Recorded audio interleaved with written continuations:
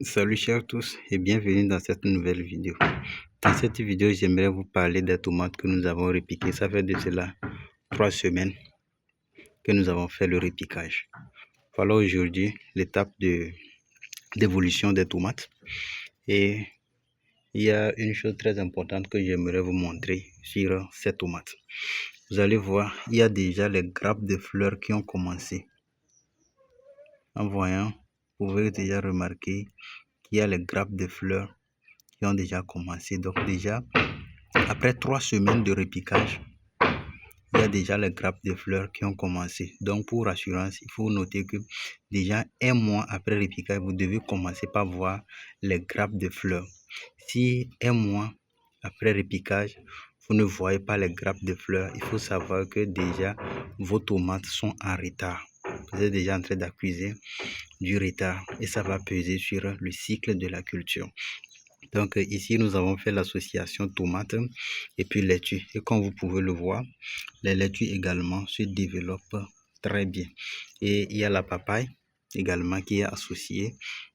Tout a été effectué. Ça fait déjà autour de 1 mois que nous avons repiqué pour ce qui concerne la papaye et la tomate. Et c'est après que nous avons repiqué la laitue. La laitue fait actuellement 2 semaines. Il y a 2 semaines de cela que la laitue a été repiquée. Il faut savoir que la laitue, déjà 35 jours après repiquage, on doit faire la récolte. Donc, nous espérons encore autour de 2 semaines à 3 semaines pour déjà faire la récolte de la laitue. Donc, déjà, quand vous faites la tomate, l'essentiel, c'est de mettre l'accent sur la fertilisation de fond.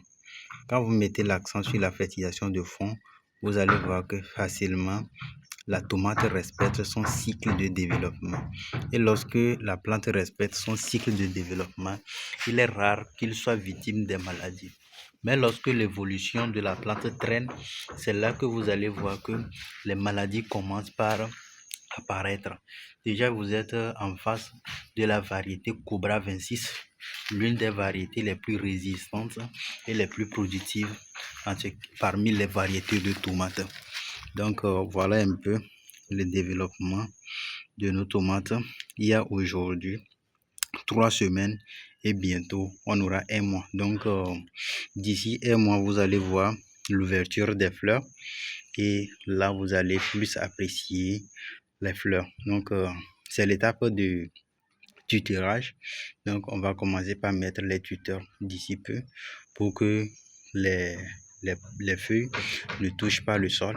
Et pour le moment, on continue toujours par enlever les gourmands afin que la plante puisse avoir une distance assez considérable du sol pour que après les feuilles ne se retrouvent pas en contact avec le sol, ce qui d'ailleurs peut entraîner la nécrose apicale et d'autres maladies cryptogamiques. Donc, pour ceux qui suivent cette vidéo, déjà, on a commencé avec l'étape d'aménagement de la planche. La planche a été effectuée avec le lit de charbonnier.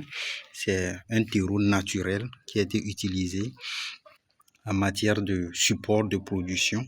Ce sont des planches définitives qui ont été effectuées dans l'amendement comme support a été utilisé par les lits de charbonnier. Après, nous avons eu à faire une fertilisation de fond.